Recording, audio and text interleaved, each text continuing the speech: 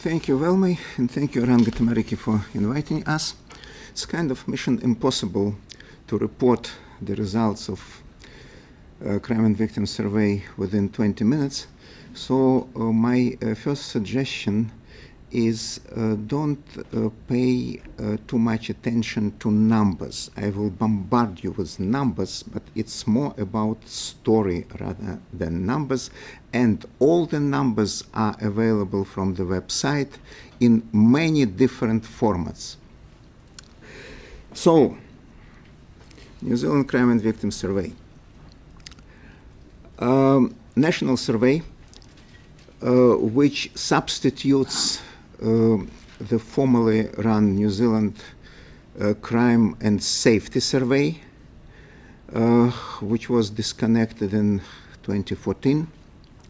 We believe that NZCVS is really a big improvement, both in terms of methodology and in terms of value for money, and in terms of effectiveness, and in terms of accuracy, which is probably the most important. And the survey is delivering all core crime and victimization measures for New Zealand. What is important that we are talking about both reported and not reported to police crime. So this data is very, very different from admin data provided by police. The survey covers 12 months back from the date of an interview. It's another important thing to understand. The results we report is not crime in 2017. It's crime 12 months before the date of interview, and the interviews are ongoing.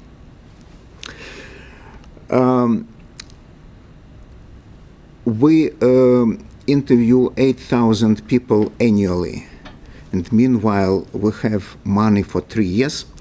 Then we will see. Case a bit for Treasury is on my desk, but just keeping fingers crossed. However, 24,000 interviews will be finalized by September 2020, and it's a lot. We are using two samples, about 2/3. It's a core sample developed and provided by Statistics New Zealand. About 1/3 is a Maori boosting sample based on data we received from Electoral Committee. These are face-to-face interviews. No way to make it on phone or online. It's too sensitive and too sophisticated. The important difference is with NZCAS is that we allow people, especially highly victimized people, to cluster, to group similar incidents, which is very important in terms of resulting data and accuracy, because you can imagine if a person says that they were victimized family violence types of incidents 120 times a year, we can't ask to describe all these incidents, and in that case, in this situation, imputed 119 based on one, which was far from ideal, and now we have, I believe, much more robust approach. And the survey consists of two modules. One module is the core one, which is repeated without any changes every year, which allows us to build robust time series. The second module is what we call in-depth module, and it is changing every year and focused on particular prioritized types of offenses, and for the first year it was family violence. And the last very important difference is that our coding system for types of offenses was developed by our friends from police. And so we are pretty confident that our coding and police coding is very similar. We try to be as transparent as possible in terms of the results, and every year we are going to release the whole set of reports, including top-line report, methodology for each year, which will be consistent but slightly different because of in-depth modules, key findings reports, and the whole set of topical reports on prioritized topics, which we are working right now and plan to release by Christmas, many of them. All of this is available from the website. Now, what did we find? 71% of adults means 15 years old and older, did not experience any crime over last 12 months. How to interpret? Well, it's up to you. It's significant majority, but it means that 29% did experience, which is not really good. 80% of households didn't experience any household crimes, 4 out of 5. The most widespread offense is burglary, which was not surprising. Then it was followed by harassment and threatening behavior, and then fraud and deception. We returned fraud and deception as an offense type to Crime and Victims Survey. It was not part of the survey in 2014 and 2009. Maori are significantly more likely to be victims. On all these graphs, orange means statistically significant difference from national average. Interestingly, that Chinese people are significantly less likely to be victims. Older people are more safe than national average, while the highest risk is for 20-29 years old group. One important thing, the survey covers only residential households. We don't ask people in institutions, we don't ask people in prison, so this may a bit affect older people who live in retirement villages, for example. There is no difference overall between the level of victimization for men and women. It's perfectly equal, 29.3, 29.4.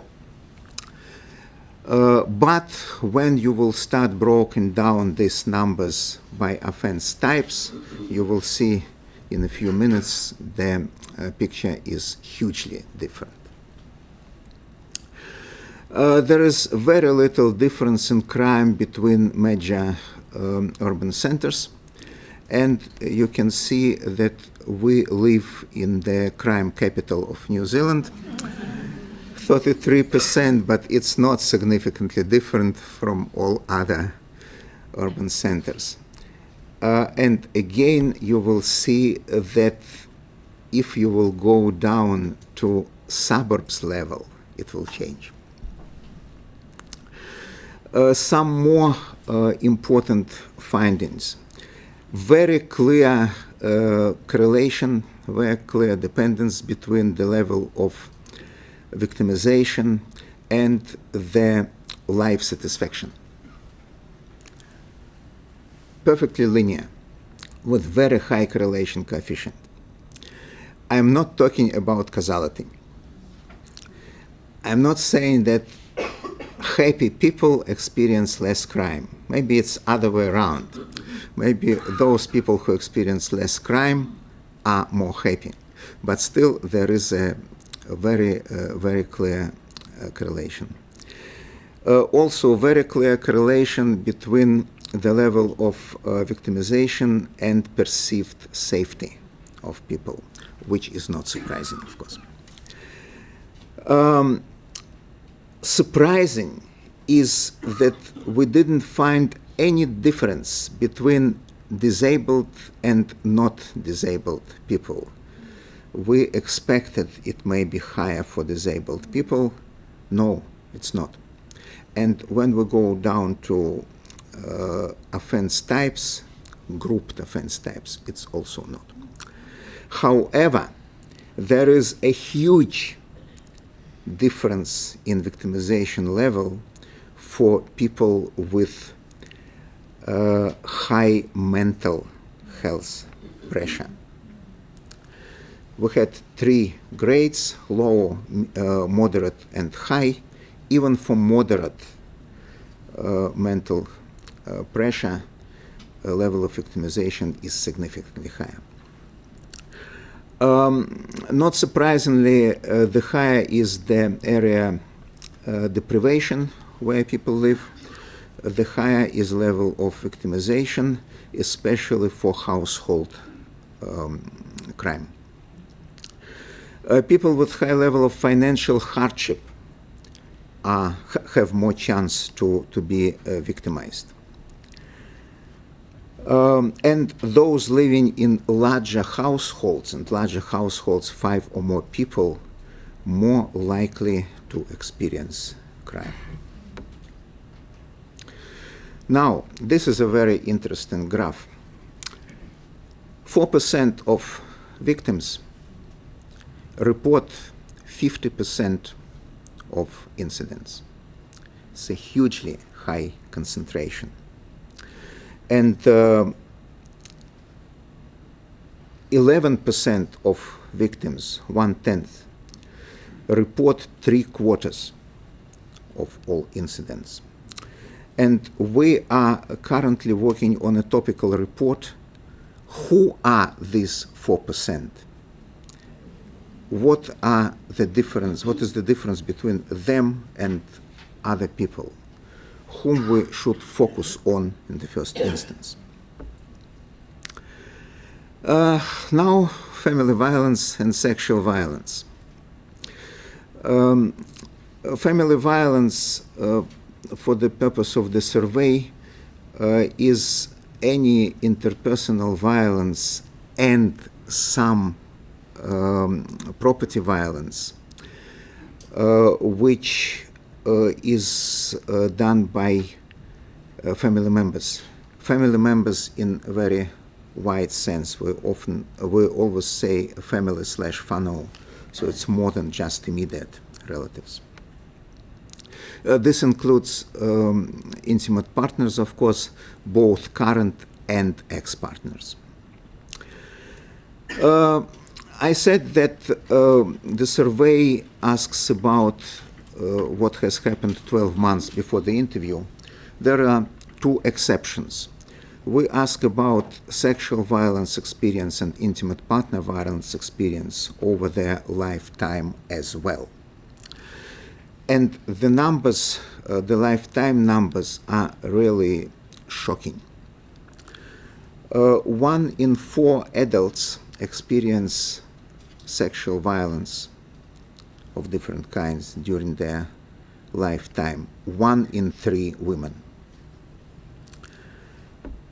1 in 6 adults experience intimate partner violence over a lifetime. 1 in 5 women. Back to 12 months. Surprisingly, the number of adults experiencing family violence from their partners is more or less equal to violence from other family members. I expected this proportion will be higher, but it's not. 71% of victims are women. 71%. Maori people experience family violence twice more often than Pakeha. In terms of age, 40% are young people, 15 to 29. Interestingly, and I can't explain it, we have a bit of a drop for the age group 30-39, and then it goes up again for 40-49 and 50 plus. I don't know how to explain this drop, and maybe the second year will clarify, the second year data collection will clarify the situation. We assess that almost 45,000 of adult New Zealanders victimized by their intimate partners. 30,000 current partners, 16,000 ex-partners. And for intimate partner violence, 77% of victims are women. Almost half between 15 and 29 years old. And Maori people experience almost 3 times more intimate partner violence incidents than the national average. Now, we analyzed psychological violence and found that more than 100,000 adults experience different types of psychological violence over 12 months, which included different things, starting from controlling behavior of different kinds and up to pressing into paid work and stopping from doing paid work. Here, the gender proportion is more balanced. 54% of victims are women. If you will combine physical and psychological violence, then the number of victims achieves 160,000 adults. Sexual violence. Almost 200,000 sexual assault incidents with 90,000 victims. Here, proportion of women is 80%. 80% of victims, and 66% of victims 15 to 29 years old. However, from ethnical perspective, there is not much difference between Maori and Pakeha for sexual violence.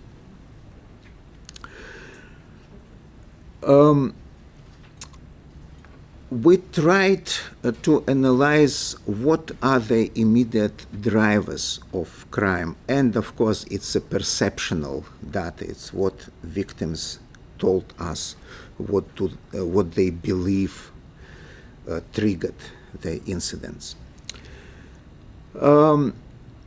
We found that about 20%, 1 of 5 victims, believe that the incident happened because of offenders' attitudes towards particular things such as race, ethnicity, sex, age, religion, disability, and so on. Sex is the obvious leader in this list. All other reasons, all other triggers are on the 7 and less percentage level. Sex is the major perceived driver for the 1/3 of interpersonal violence. People believe that 1 of 3 incidents of current partner violence was triggered by financial issues. 44%, almost half of family violence incidents triggered by arguments, and it is followed by jealousy. And 40% of family violence incidents happened when an offender was under the influence of alcohol or drugs. 40%. And finally, we analyzed within our in-depth module family violence victims' experience. What do they feel about support they received after the incident happened? And it's interesting and to me quite concerning picture. Huge majority, 90+%, know about support organizations, about helplines, about phone numbers, virtually everybody. But only 23% used this. And when we asked why not, people, about 30% of those who did not use support organizations said, no, we don't need help. And then they said, it's a private matter, and we wanted to handle it ourselves, which is great if they are able to do it. But in many cases, this results in repeated victimization, in increased level of violence, and I think one of the obvious action points from the results of this survey is that we need to work more with victims, and we need to explain them why it is good to ask for help and why it is not a shame to ask for help.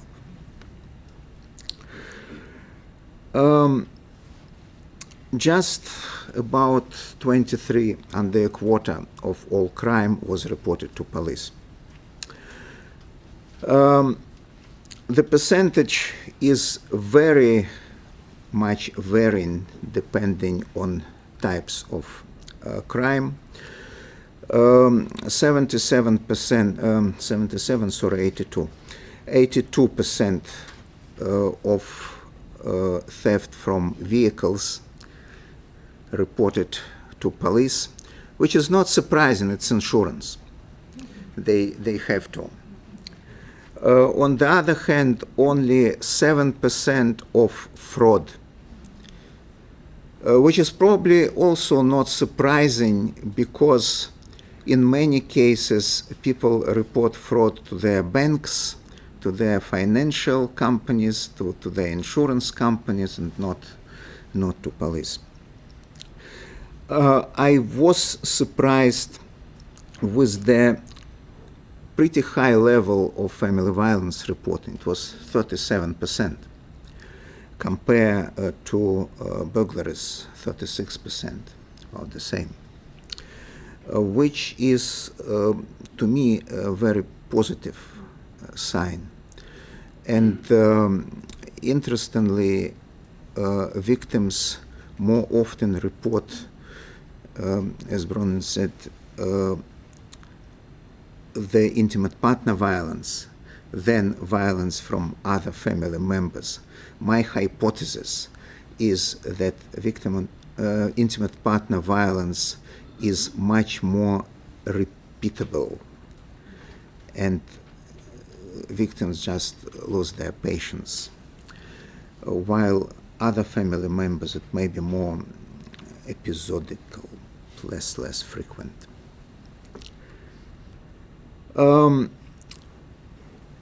There are a few factors which affect reporting to the police. we asked people, do you consider what has happened as crime or just something wrong but not crime? And those who don't consider it crime reported to police even in 9% of cases, while those who see it as crime in 33% of cases. And we also asked people to categorize the seriousness of crime on the scale from 0 to 10. So those who assess crime, assess the incident as serious, starting from level 7 out of 10, their level of reporting to police is around 40%.